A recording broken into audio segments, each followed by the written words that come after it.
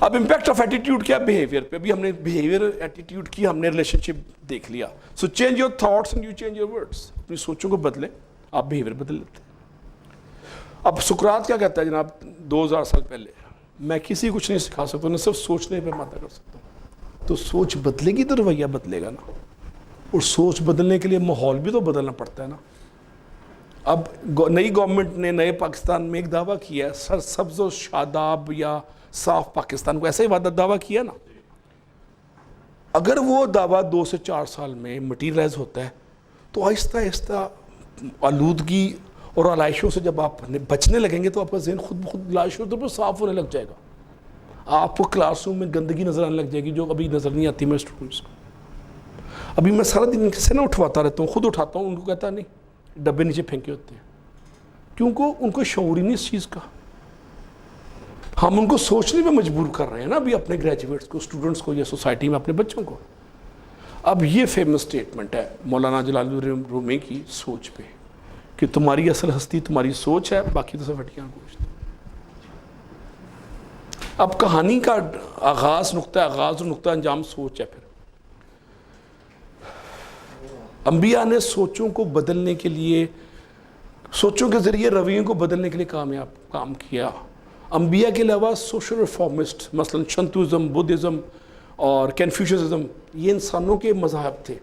یہ مذہب نہیں ہے, انسانوں کی بنائی ہیومن فلاسفی ہے, سوشل فلاسفی ہے, رہنے کے طریقہ کار ہے. انہوں نے بھی سوچ پہ زور دیا. اور گوتم بدھ کی بڑی مشہور سے اسٹیٹمنٹ ہے کہ what you think you become. جو آپ سوچتے ہیں وہ بن جاتے ہیں. What you think you become.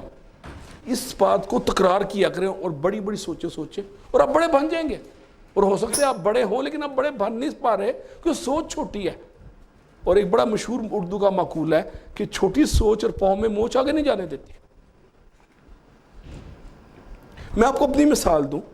میں لاہور کے کرشن نگر کے ایک درمیانے سے گھر میں ریز ہوا 70s اور 80s میں. میں نے سوچ کو بڑا کر لیا ایف ایس سی کے درمیان, میٹرک کے بعد.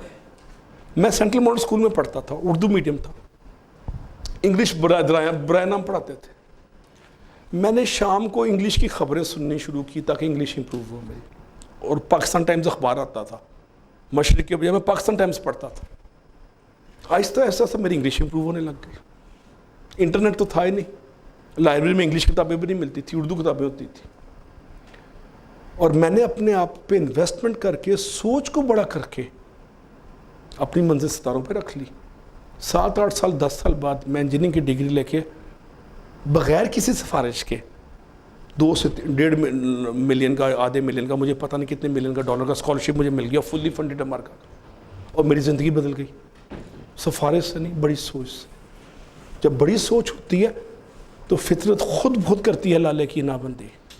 اقبال کا شعر ہے, فطرت خود بہت کرتی ہے لالے کی نابندی. اس وقت آپ کو خوبصورتی بڑھانے کے لیے کنگھی نہیں کرنی پڑتی, کوئی کریمیں نہیں لگانی پڑتی. قدرت ایسا ماحول بنا دیتی ہے جب سوچ کو بڑا کر لیتے ہیں. اور سوچ کو بڑا کرنا تکبر نہیں ہے, یہ اعتماد کا مظہر ہے. سوچ کی برتری تکبر میں نہیں آتی. کسی کی تحقیر کے حوالے سے سوچنا وہ تکبر ہے, کسی کی تذلیل کے تناظر میں دیکھنا وہ تکبر ہے, کسی کی توہین کرنا وہ تکبر ہے, اپنے آپ کو خام خواہ اعلیٰ و عرفہ سمجھنا وہ تکبر ہے. سوچ کو بڑا رکھ کے سوسائٹی کے حوالے سے اپنی ذات اور قوم اور ادارے کو اٹھانے کے لیے بلند پروازی کا احساس تکبر نہیں ہے, وہ اعتماد کا اظہار ہے. اگر آپ اس کو رجسٹر کر لیتے ہیں تو آپ تکبر کے ڈر میں عدم خود اعتمادی کا شکار نہ ہو جائیں. We are what we think. All that what we are arises with our thoughts. With our thoughts we make the world. سوچوں سے ہم نئی دنیا بنا لیتے ہیں. میں سرکار میں 20ویں 21ویں گریڈ میں چلا گیا. مجھے 2 وائس چانسلرز کی آفر آئی یونیورسٹی کی نوکری. میں کہا میں نوکری کرنی نہیں, میں نے اپنی یونیورسٹی بنانی ہے. لوگوں نے کہا 1 ارب آپ کے پاس ہے. میں کہا نہیں ہے. میں کہا سوچ بڑی رکھنے میں کیا حرج ہے. 1 ارب آپ چوری نہیں کر سکتے, لا نہیں سکتے, لیکن جب آپ حوصلے اور بڑی سوچ کے ساتھ جاتے ہیں تو 1 ارب کا کوئی انویسٹر آ جاتا ہے, کوئی زمین لے کے آ جاتا ہے. اس وقت 8-10 پروفیسر پی ایچ ڈی امریکہ یورپ کے میرے آس پاس ہیں, کہتے ہیں ہمارا نام یوز کرو HEC میں. ایک بندہ خود ہی 40 کنال زمین بھی لے کے آ گیا, اب 40-50 کروڑ رہ گیا, وہ بھی موزہ ہو جائے گا. سوچ میں نے بڑی رکھی ہے, آج نہیں تو کل, کل نہیں تو پرسوں. پچھلی گورنمنٹ میں چارٹر لینے کا ریٹ 10 کروڑ روپے تھا, ٹی وی میں بھی کئی دفعہ آیا, ARY میں. میں نے کہا میں گورنمنٹ چینج ہوتی ہے تو ہم اپلائی کریں گے, 10 کروڑ میں کیوں رشوت دوں, نہ میرے پاس ہے. اب نئی گورنمنٹ آئی ہے, ابھی ان کی ایجوکیشن ایمرجنسی ان کو اپنی دال روٹی کی پڑی ہے فی الحال. جب قرضے شرضے پورے ہو جائیں گے IMF سے تو یہ ایجوکیشن پہ نرمی کریں گے, تو لوٹ سیل لگے گے, جمعہ بازار لگے گا, ہو سکتا ہے ہمیں بھی چارٹر مل جائے یونیورسٹی کا, آج نہیں تو کل, کل نہیں تو پرسوں, 2 نہیں تو 3 سال بعد.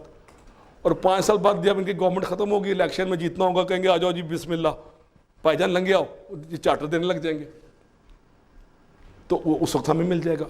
ابھی اگر اب نہیں ہو سکتا, اس وقت عرب کی شرطیں بھی ختم ہو جائیں, 40 کنال کی زمین کی شرطیں بھی ختم ہو جائیں, 50 ایکڑ زمین کی شرطیں ختم ہو جائیں جو ہمارے پاس نہیں ہیں. سو آپ عزم اور حوصلے اور بڑی سوچ کے ساتھ جاتے ہیں. تو ایک لفظ میں نے بھی اقبال کا شعر پڑھا ہے کہ فطرت خود بہت کرتی ہے لالے کی نہ بندی, فطرت خود بہت کرتی ہے لالے کی نہ بندی. Your mind is a garden, your thoughts are the seeds.